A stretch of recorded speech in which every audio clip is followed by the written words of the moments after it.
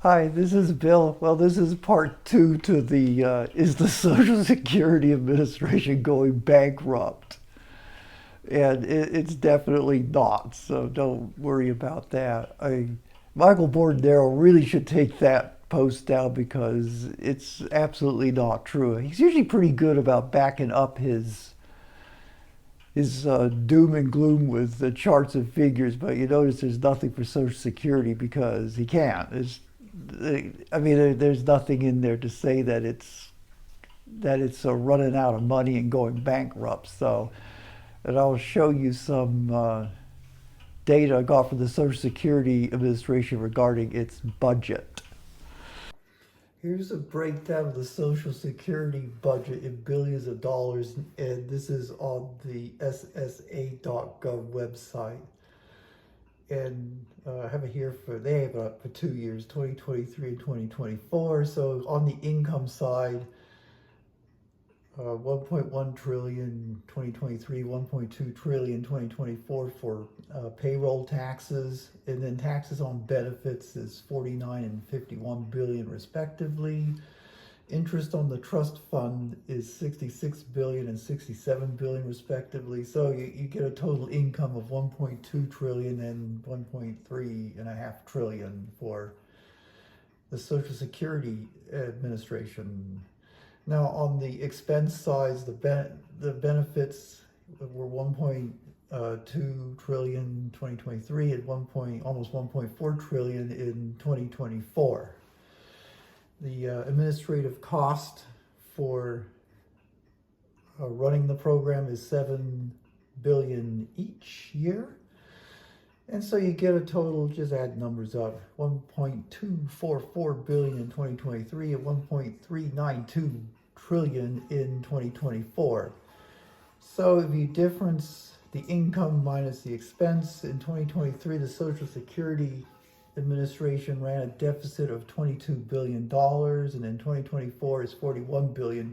So I guess obviously it's not a good run a deficit, but it's but it's certainly not like going bankrupt. And yeah, as I say, as time goes on, anticipate the expenses will go up. Probably much faster than what the payroll taxes will go up. So eventually they'll lose the interest income on the trust fund and the ability to draw it down. And so I guess the anticipation is in year 2033, the trust fund will be depleted and it will be just running on income from these two sources, the payroll taxes and the taxes on benefits. But presumably that income's not going away, and it will supply a large percentage of what the expenses will be. Okay, on the trust fund reserves, in 2023 it started out at 2.83 trillion, and at the end of the year it went down to 2.77 trillion. I'm not sure why the difference between these two numbers isn't 22 billion. Here it's 53 billion, but maybe someone could explain this to me. In 2024, it's a little worse. You start out with 2.788 trillion. Actually, some of it went up 11 billion switching the year, but again, don't understand that. But 2.688 trillion at the end of the year. So they lost, it got drained $100 billion. Again, I don't know why this number doesn't match that number, but well, that's what's on their website. So official government document here. So yeah, if you take this interest income off of, I just took half of these, took the mean of these two numbers. That comes out to about 2.35% return for 2023 and 2.41% return in 2024. Okay, so over in this column, here's the estimated year depletion. Okay, there's actually two programs here. One's what they call OASDI, which stands for Old Age Survivor and Disability Insurance. And then there's OASI, which is Old Age Survivor Insurance. OASI is actually a subset of OASDI. Basically OSADI is OASI plus DI. Okay, so they say that the OASDI is going to deplete in 2034 and 2023, and I guess they're going to add another year to 2035. And the OASI, which is the one that's probably of most concern to us, these are people collecting Social Security, basically like as a pension type plan, is supposed to deplete in 2033 for both years. I don't understand why these years don't match, but again, maybe someone can explain that to me. So now on this webpage, they give you an estimated share of OASDI covered by income, and this is in 2034 or 2035, depending on which year you're going by. So in 2023, I guess they said it would cover 80%. In 2035, they're anticipating it will cover 83%. And again, this is assuming nothing gets done to change the current Social Security legislation, which is, as I understand it, that they got to be in budget balance. And so all of the expenses will have to be covered by tax income and well, basically tax income, these two numbers here. They'll lose this number here, and they will lose an ability to draw extra from the reserve. So they lose 67 billion, and I guess an additional 41 billion from the loss. So anyway, in 2098, they project that in 2023, the benefit will be 74% of what it is now, and in 2024, it will be 73% of the benefit they get now. I said 75% in my previous video, so that's wrong. It's a little bit lower. So yeah, I would hardly say that this is going bankrupt, but yeah, it's just sure your benefit, if they do nothing, will be less than, at least put it this way, less purchasing power than what you're getting now. So yeah, I think that's what I mean. This is their best estimate of what it's going to be, and I believe you should probably run with this and plan for it. So yeah, I think. I mean, I think this is kind of an honest, middle of the road type assessment of the situation. So here's some thoughts on how one may fix this. Yeah, first of all, Social Security is a very political issue, and I would say it's probably almost zero likelihood that politicians are just going to suddenly let things run to 2033 and say, oh yeah, you're only going to get 80% of your check that you were getting the year before. I mean, that would be political suicide of biblical proportions. So I do think they're going to find some way to fix it. And so here are some ideas on fixing it that I've thought about. I mean, there's certainly an infinite number of things one can do. The Social Security Administration has, I actually found a PDF file with all different kinds of things. If you do this, they expect it will contribute X amount of money to fixing it, and so on and so forth. So unfortunately, I'm a person that believes in predictability of things. That's really important. And so you economists, we need better economic models to test all these ideas to see what they really are. Because I'm just guessing here, probably with more ignorance than maybe economists would say, but I'm not sure it's as bad as it should be. Let's put it this way. So the first thing and foremost, when you look at fixes, I think you need to have no negative GDP impact, or at least very little negative as possible. That should be a priority. The other one is that you don't want to do something that's going to be highly inflationary, because those are not good for the health of the country, or just generally good for the health of people's standard of living and prosperity of the nation. So I've kind of ranked these in my own personal order as to what I think would be the best approaches, based on, again, having the most positive impact here and the most positive impact for that for inflation and GDP. So the first one that kind of stood out to me is, can we get higher interest return on the trust fund money? I mean, currently it's like 2.4%, and that yields 67 billion. I mean, can't we get at least better than 4%? I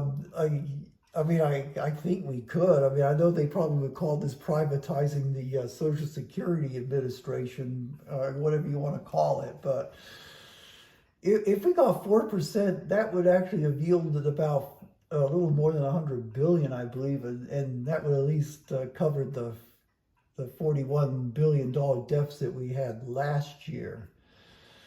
So, yeah. And by the way, I understand Sweden does something like this, because they've run into this problem earlier. And so I think they've got a hybrid system, which is similar to what we do, except I think in their trust fund money, they are investing it in more private investment instruments. And according to the website, they said they've yielded 9% on average. This was done back since the 1980s when they did this. So if we could get 9% on that money, it probably would fix the whole problem. But yeah, I don't know if someone has a figure for what kind of interest we need to get on the trust fund money. Obviously, the longer we wait, the higher interest we're going to need to fix it. But at least I think, I like this approach. It's probably the best, because I think it would have minimal negative impact on the GDP, and I think it would have minimal negative impact on inflation. Again, I don't know. Don't know what economic models would say about this, but my gut feeling is that this would be neither harmful to both of these. Okay, if we have to be stuck in this zero-sum game mentality, which seems to befall government generally, is I guess I would go ahead with removing the cap on the FICA taxes and add a 0% bend point at the current cap, and then increase the full retirement age to 68. I go with this because, again, I think it probably have the least negative impact on GDP and inflation. So number two is clearly both a tax increase and a benefit decrease. I won't shy away from the reality of that. Basically, the benefit decrease, in effect, would be like 8% for Social Security beneficiaries, I guess, coming up in the future. But at least you can offset that by working for 1 year, which, yeah, it sucks, but I think it's not terribly horrible. This solution came from my modeling analysis I posted, I don't know, a few months ago. It says that this should close up the coming deficit. And again, I don't think it would have a really bad impact on the GDP and inflation. It might be slightly harmful for GDP, because you'll be taxing rich people more, and presumably the taxes they're paying the money on, they could have been using that money for maybe investment purposes. I don't know. Again, this is where you really need good predictive modeling, which I don't think we have. The third option, that according to my analysis, is that you could increase the full retirement age to 70. And I don't like this at all. I'm not, this is why it's number 3 on the list. I do think it probably would have minimal negative impact on GDP and inflation, so that aspect fits my criteria for at least not being terribly harmful. But the sucky part about it is that to recover it's basically a 24% benefit cut, but you have to recover it back by working 3 extra years. And yeah, I think that sucks. I don't think we should do this, but I guess for the broader economy at large, I think this is probably at least better than 4 and 5. So, now number 4 is increase the FICA tax from 6.2/12.4. That's employer and employer plus employee. I'm sorry, employee and employer. Yeah, I got it. Anyway, yeah. 6.2 for the employee and 12.4 for the employee employer to 8 and 16%. My modeling said it didn't need to be quite this high, but Howard from Otter's Retirement Corner, I guess, has looked at this. This is the numbers he's throwing out there. He's probably more right than I am. I dislike this because it definitely would be harmful for GDP because you're going to make the cost of business basically more expensive, and therefore business will be less competitive, and presumably that should hurt GDP, and it will definitely be inflationary, because everything's going to cost more to do the same thing. And basically it's like a tariff. I mean, everyone's screaming about how inflationary tariffs will be, so if tariffs are inflationary, this is going to be inflationary too. So this is not cool. So number 5, borrow/print money as needed. Now, before you say, oh, they can't do that, well, you can't do any of this without legislative action, but this idea is not my idea. It came from some guy I met down in Bellevue who actually worked in the OMB office under the Biden administration. And so, I don't think this is a card on the table, but it's definitely a card in the deck. Talking to him about this. And the bottom line is that obviously this would be bad for both GDP and inflation. I mean, obviously it's easy to see that this is going to be very inflationary because you're just printing money out of nowhere, borrowing and printing money out of nowhere, and you'll have to be paying interest on the money.